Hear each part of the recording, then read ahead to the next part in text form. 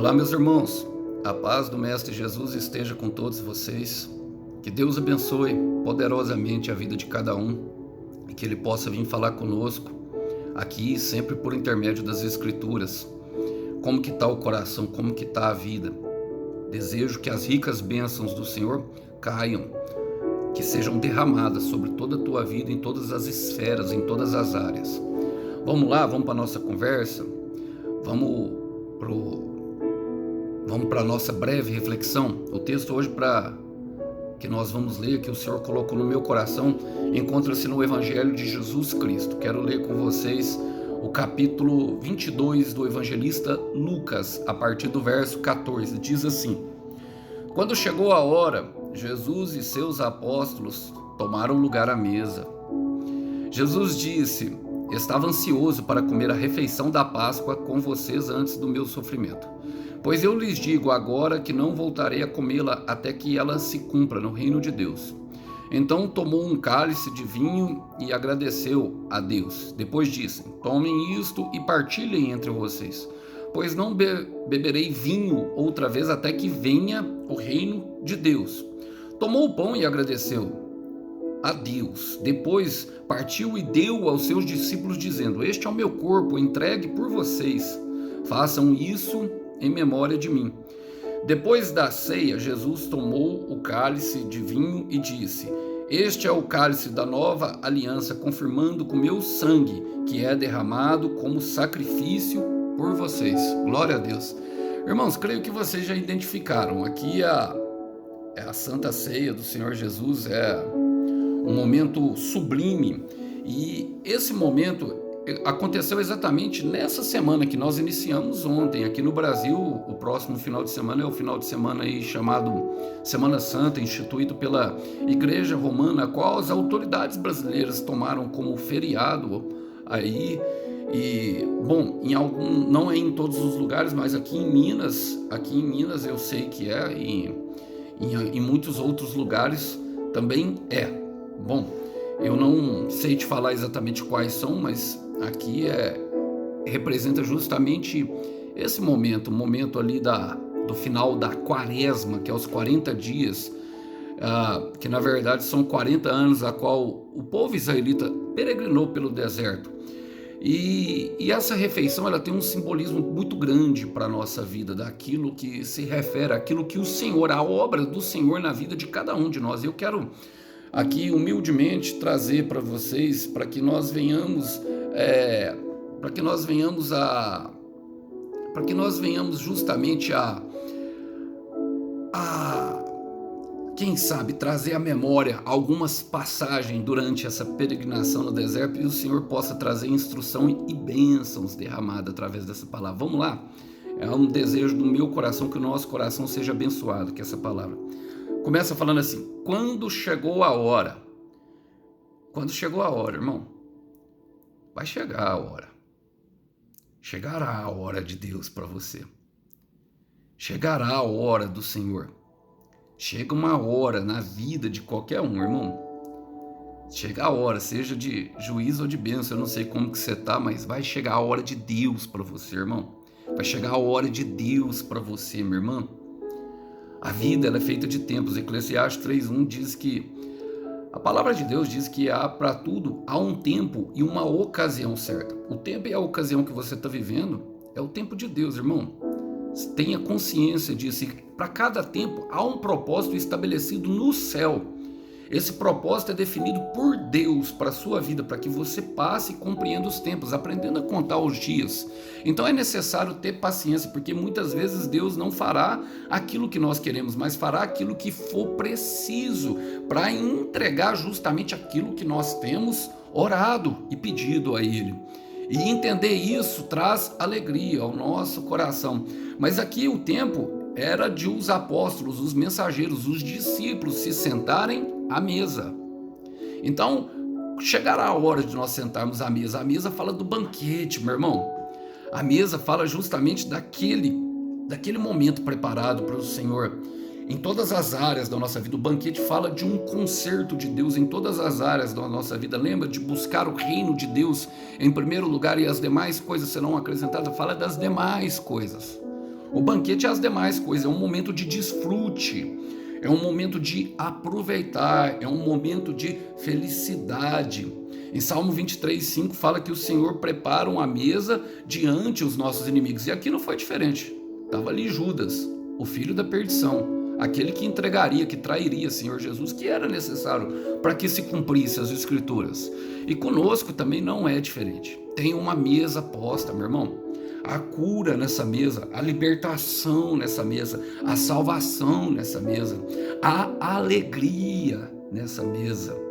Olha, e ele fala, Jesus disse, estava ansioso para comer a refeição da Páscoa com vocês antes do meu sofrimento. A Páscoa, Pechá, passagem, justamente a travessia do deserto, irmãos. E Jesus, ele seria entregue como cordeiro pascual. E eu vou chegar lá. Mas eu quero me apegar aqui justamente que Jesus estava ansioso para comer a refeição com eles, irmão. Havia uma ansiedade no coração de Deus. Irmãos, há uma expectativa no coração de Deus para nos abençoar. Abençoar com a sua própria presença para que tudo nos vá bem. Há uma expectativa no coração de Deus para que nós venhamos a nos sentar a essa mesa junto com eles.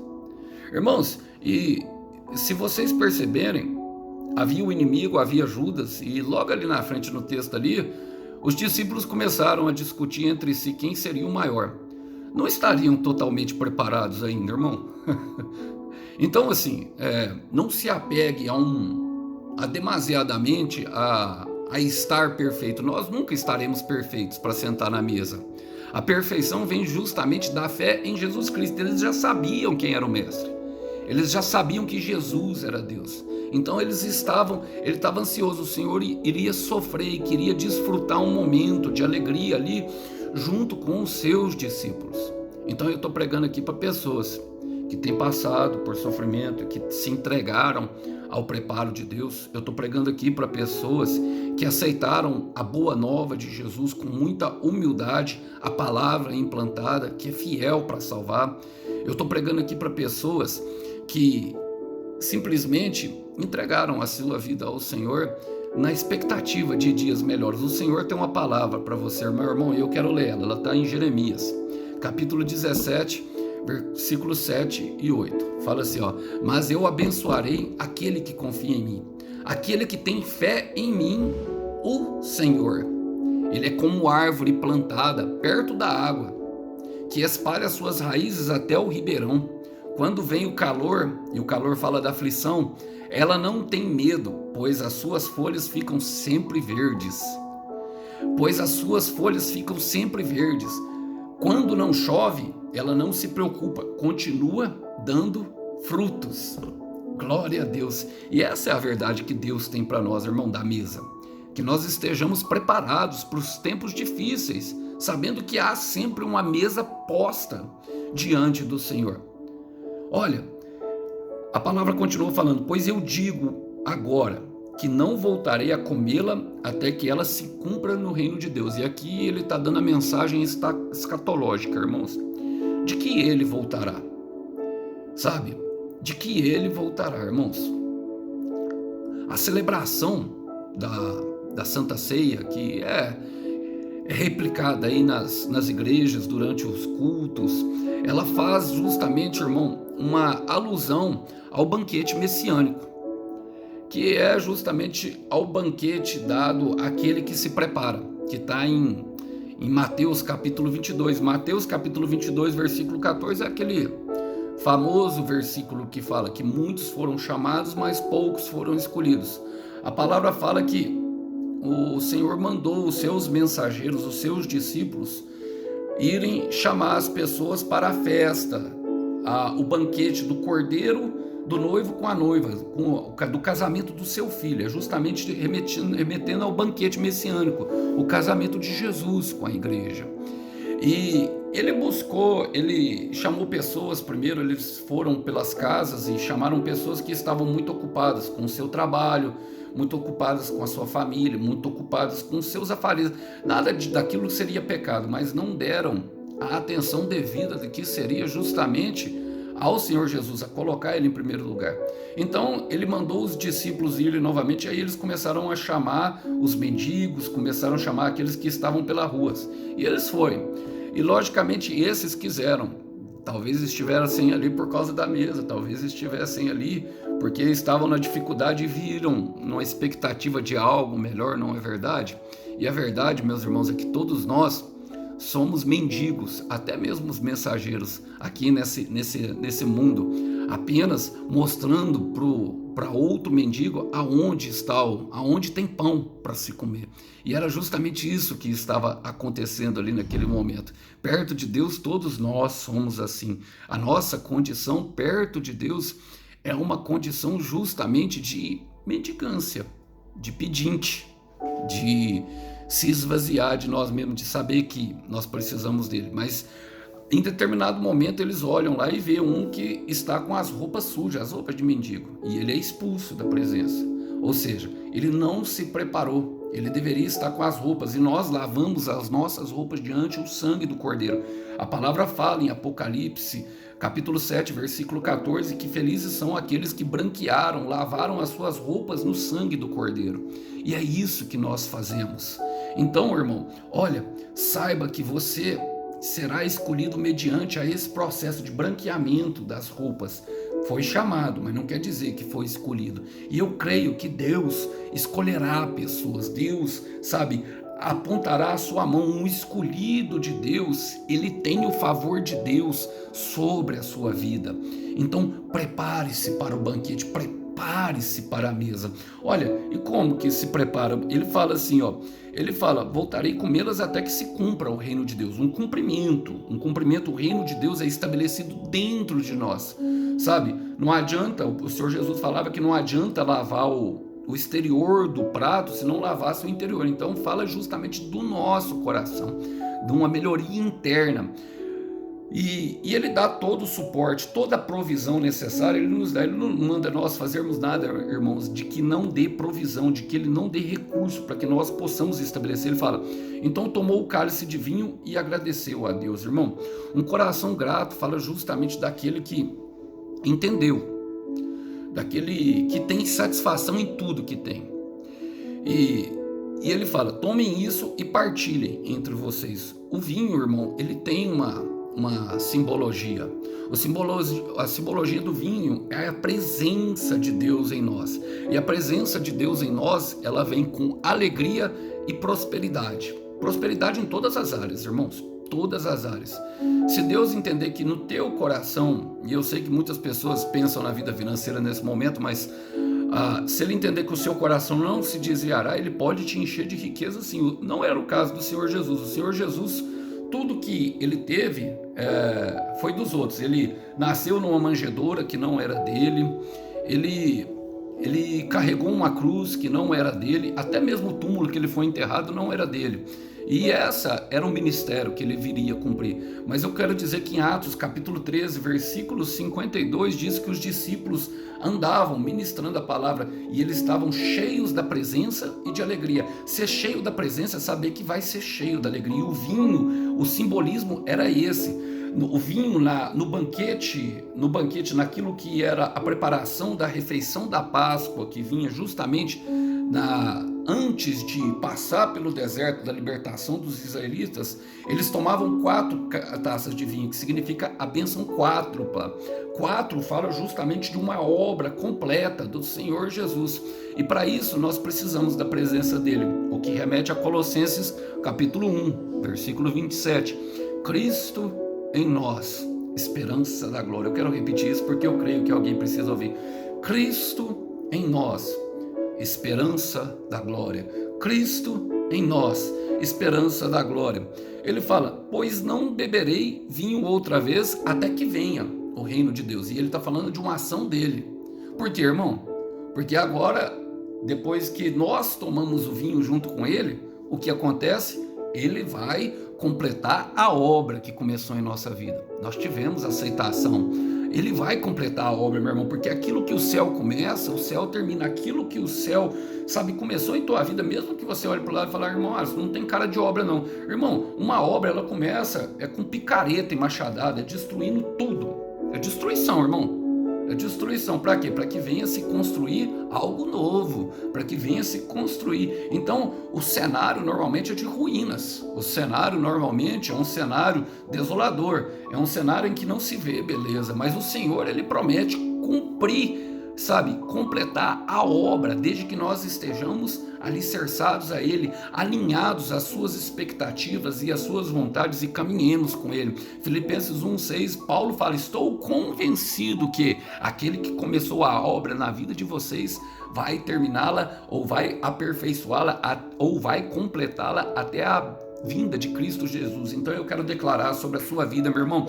Eu quero declarar sobre a sua vida, minha irmã. Aquilo que o céu começa, o céu termina. Não há projeto inacabado no céu e não vai ser a tua vida. Haverá completude até que venha o reino, até que venha. Então nós oramos, irmão, até que Ele venha. Nós oramos até que a volta do Senhor Jesus seja para nós. Nós oramos até que a revelação da sua glória seja manifesta. Nós oramos, nós jejuamos, nós buscamos a presença dele na palavra dele, juntos um com os outros, irmão. E ele fala: tomou o pão e agradeceu a Deus. Depois partiu e o deu aos seus discípulos, dizendo: este é o meu corpo, entregue por vocês. Façam isso em memória para mim. Irmão, e aqui essa parte eu gosto. Por quê? Quem é o pão do céu? O pão do céu se remete justamente ao maná, a qual o Senhor dava de dia, uma vez de manhã. Ele caía sempre no fim do dia. E aquele maná, ele representava o pão que vinha do céu. O pão que era o alimento de Deus. Em determinado momento, os israelitas até se enjoaram do maná ali.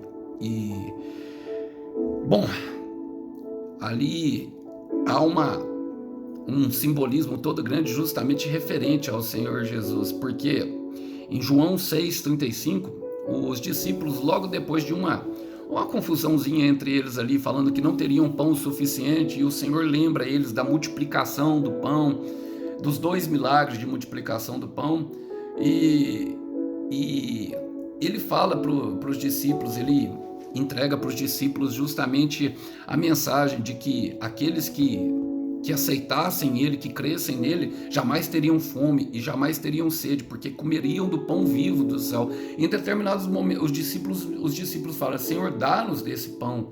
E ele fala em João 6,35: eu sou o pão vivo que desce do céu. Quem comer de mim, quem beber de mim, jamais terá sede, jamais terá fome novamente. Você tem fome de quê, irmão? Você tem fome de quê, irmã? Você tem sede de quê, irmão? Você tem sede de quê, irmã? Saiba que toda saciedade está em Jesus Cristo. Mas é necessário que nós compreendamos alguma coisa, porque no final o corpo é entregue, e o corpo ele dividiu em partes iguais, irmãos. Fala justamente da igreja, o corpo de Cristo. O corpo de Cristo é o corpo que é dado, os dons espirituais, para que nós venhamos a desempenhar as obras que de antemão Ele preparou sobre nós. Tudo isso tem um propósito, uma finalidade. Qual? Façam isso em memória de mim. E o que é memória, irmão? Memória é aquela parte a qual nós armazenamos imagens, armazenamos lembranças que são disponibilizadas em tempo hábil, que nos ajudam em algum processo, em alguma dificuldade. Não é verdade?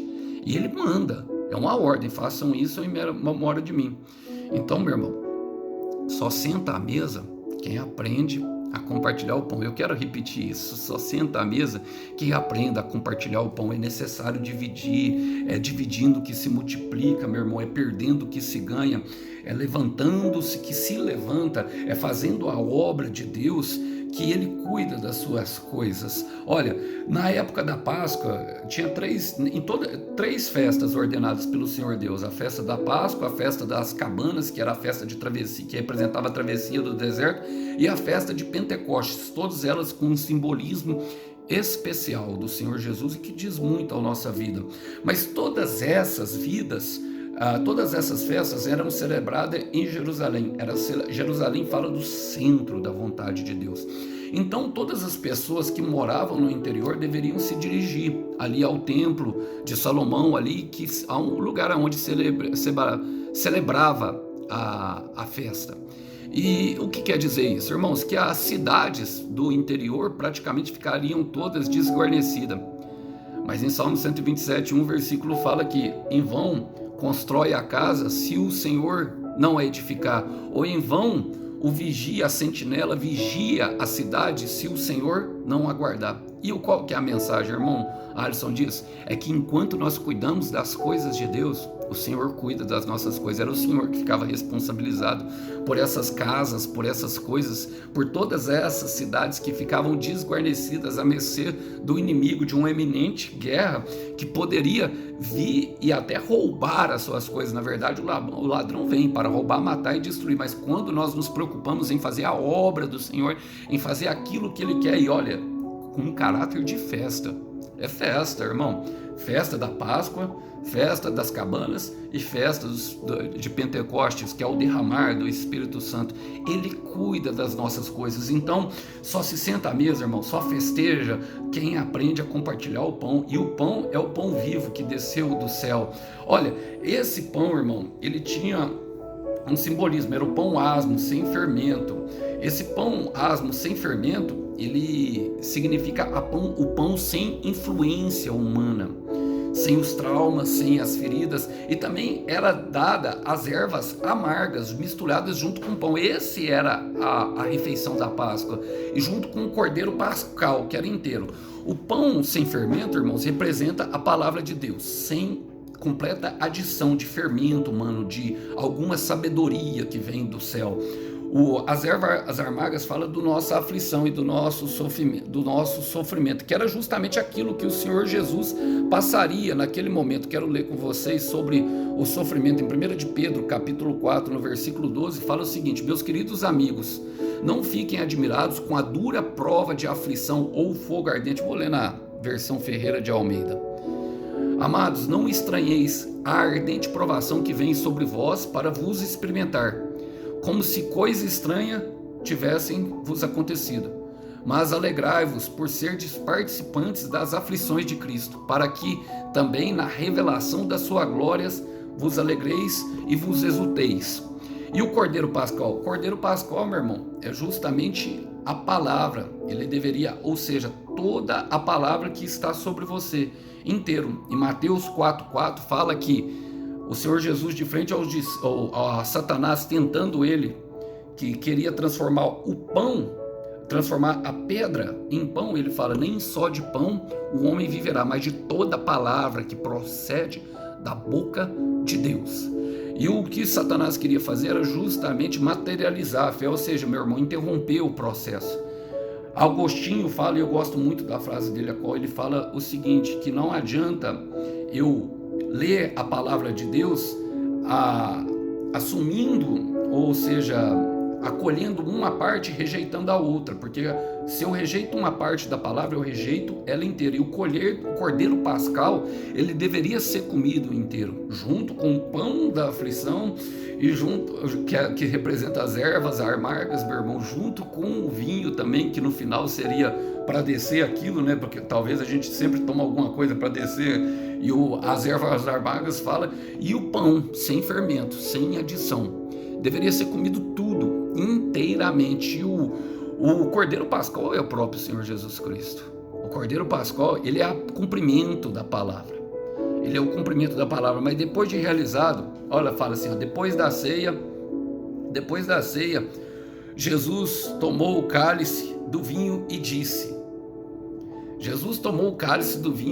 meu irmão, olha o que ele disse, este é o cálice da nova aliança confirmada. Então há uma confirmação de Deus para alguém aqui, com quem eu falo, há uma confirmação. Olha, o sangue, irmão, para se fazer o sacrifício na antiga aliança, deveria se derramar sangue. Paulo fala em Romanos 12:1 que nós devemos nos entregar como sacrifício vivo, os nossos corpos inteiramente ao Senhor. Por quê? Porque um novo tempo chegou, uma nova aliança, um novo tempo de Deus tem para a sua vida, meu irmão. Um novo tempo Deus tem preparado mediante a tudo isso que você tem vivido, a suportar o processo ao qual o Senhor nos submeteu. Um novo tempo chegou. Eu creio que eu estou pregando para pessoas que o Senhor está estabelecendo novos níveis. Eu creio que estou pregando para pessoas que o Senhor tem estabelecido novos tempos.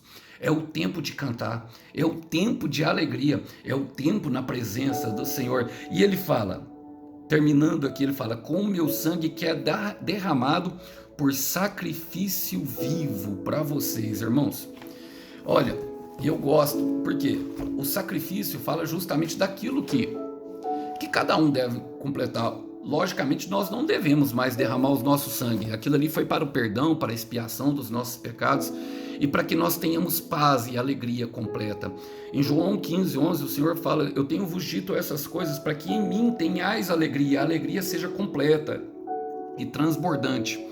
Mas em João 3,16, ele fala, Deus amou o mundo, que deu o seu Filho amado, o seu Filho unigênito, para que todo aquele que nele crê não pereça, mas tenha vida eterna.